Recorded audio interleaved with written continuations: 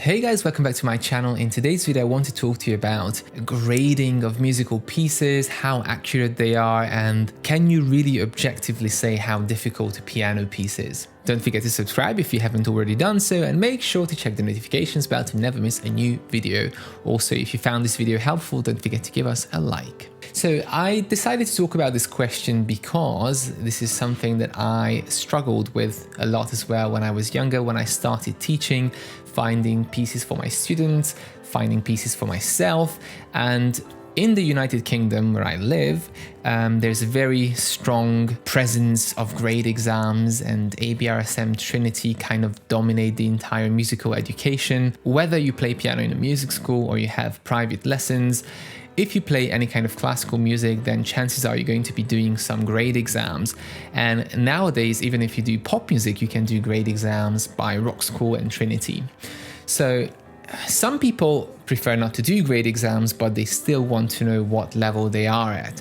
And then when I get a new student, the first thing I ask is, what grade are you? Especially if they're not a complete beginner.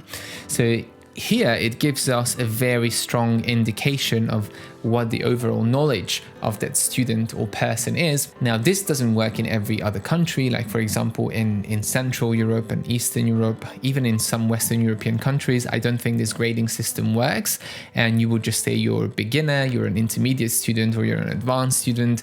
But again, we know that beginner and intermediate can mean a completely different thing in different contexts. What I want to talk about is what this grading means and what does it mean that you're a grade 3 student, and how to choose pieces. So first of all, if you say the word I am grade 3, usually that doesn't mean that you can play a piece that is a grade 3 standard. I know that's what most people think, but these grade exams are so much more about than playing a grade 3 song.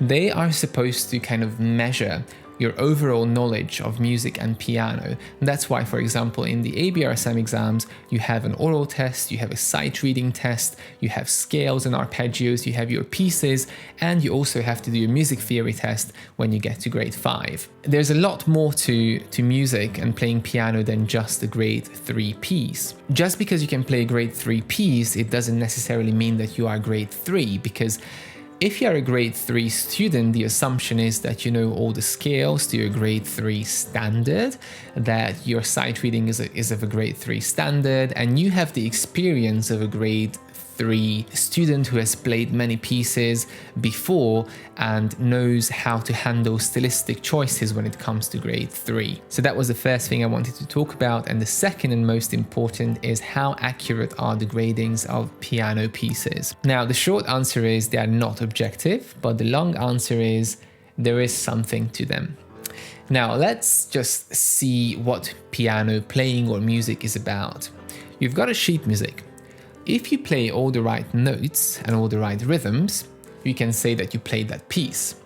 But there's another person next to you who plays the same piece, but the audience is going to be going nuts for that person, but they don't care so much about your performance. However, both of you played the exact same notes, the same rhythms, the same speed, but there was something different in that performance. Now, this is where obviously talent comes in and life experience. You can't expect a 5-year-old to have the same kind of emotional input into a sad piece as someone who is 30 years old and has been through heartbreak and lots of other emotions.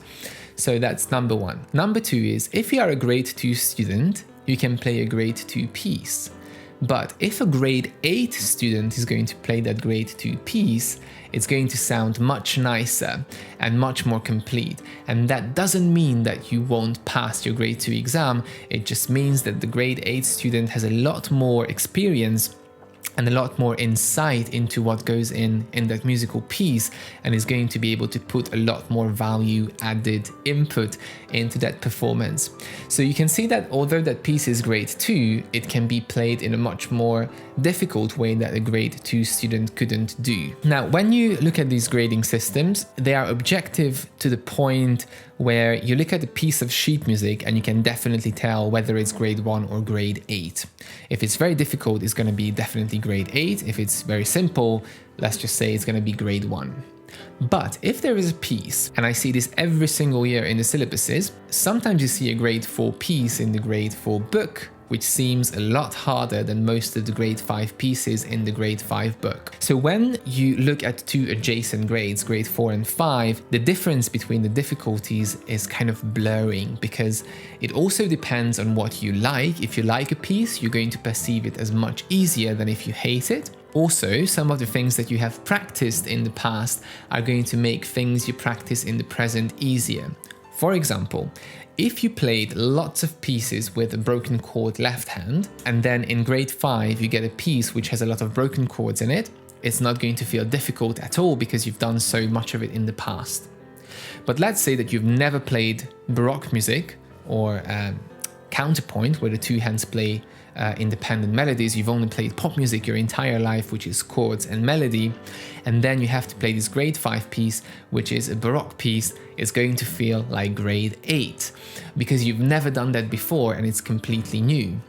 So it really depends on your experience, what you've done in the past, how difficult something feels, on your style and taste. If you like something and it's in your style, it's going to feel much easier. But also, as I said, there's always some kind of blurriness between adjacent grades. If you pick something very difficult from grade 8 and grade 5 or grade 1, you'll see that there's an obvious difference, but there's not necessarily an obvious difference between grade 5 and grade 6 or grade 2 and grade 3.